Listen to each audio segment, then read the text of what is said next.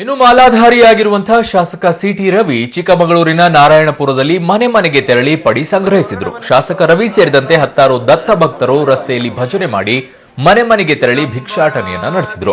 ಇದೇ ವೇಳೆ ಮಾತನಾಡಿದಂತಹ city Ravi BJP ರಾಜ್ಯಾಧ್ಯಕ್ಷ ಬಿಎಸ್ ಯಡಿಯೂರಪ್ಪ ಸಿಎಂ ಆಗಿದ್ದಾಗಲೇ ದತ್ತಪೀಠಕ್ಕೆ ಬರಬೇಕಿತ್ತು, ಕಾರ್ಯದ ಒತ್ತಡದಿಂದ ಬಂದಿರಲಿಲ್ಲ. ನಾಳೆ ಬೆಳಗ್ಗೆ ಬಿಎಸ್ ಯಡಿಯೂರಪ್ಪ ಮಾಲೆ ಧರಿಸಿಕೊಂಡು ದತ್ತ ಪಾದುಕೆ ದರ್ಶನ ಪಡೆಯಲಿದ್ದಾರೆ ಅಂದರು.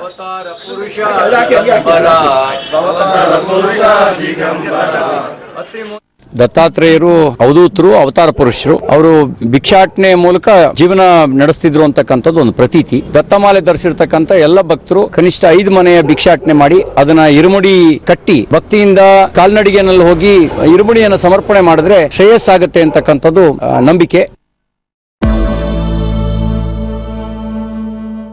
ಕರ್ನಾಟಕ ಅಷ್ಟೇ ಅಲ್ಲ, ದೇಶವೇ ಹುಬ್ಬೇರಿಸುವಂತಹ ರೋಚಕ ಸುದ್ದಿ ಅದು ಬೆಂಗಳೂರಿನಿಂದ ಬಂದದ್ದು. ಐಟಿ ರೇಡ್ನಲ್ಲಿ ಸಿಕ್ಕಿಬಿದ್ದಿರುವಂತಹ ತಿಮ್ಮಿಂಗಲಗಳು ಚಿಕ್ಕರಾಯಪ್ಪ ಮತ್ತು ಜಯಚಂದ್ರ ಅವರಿಗೆ ಒಂದು ರೀತಿ ಅಕ್ಷಯ ಪಾತ್ರೆಯೇ ಸಿಕ್ಕಂತಾಗಿದೆ ಅಂತ ಅನಿಸ್ತಾ ಇದೆ. ಐಟಿ ಬೆನ್ನಲ್ಲೇ ಎಸಿಬಿ ರಾಜ್ಯಾದ್ಯಂತ ಏಕಕಾಲಕ್ಕೆ 10 ಕಡೆ ನಡೆಸಿದಂತಹ ದಾಳಿಯಲ್ಲಿ ಚಿಕ್ಕರಾಯಪ್ಪ ಮತ್ತು ಜಯಚಂದ್ರಗೆ ಸೇರಿದ 100 ಕೋಟಿ ಬೇನಾಮಿ ಆಸ್ತಿ ಸಿಕ್ಕಿದ್ದು, ಒಟ್ಟಾರೆ ಈ ಭ್ರಷ್ಟರ ಆಸ್ತಿ 250 ಕೋಟಿ ಮೀರಿದೆ. ಈಗೊಂದು ಬ್ರೇಕಿಂಗ್ ನ್ಯೂಸ್ ಬರ್ತಾ ಇದೆ, ಏನು ಅಂತ ನೋಡ ಬನ್ನಿ.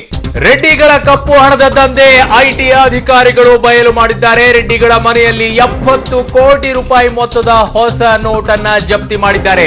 ರೆಡ್ಡಿಗಳ ಬುಡಕ್ಕೆ ಐಟಿ ಬಿಸಿ ನೀರನ್ನ ಇಟ್ಟಂತಾಗಿದೆ.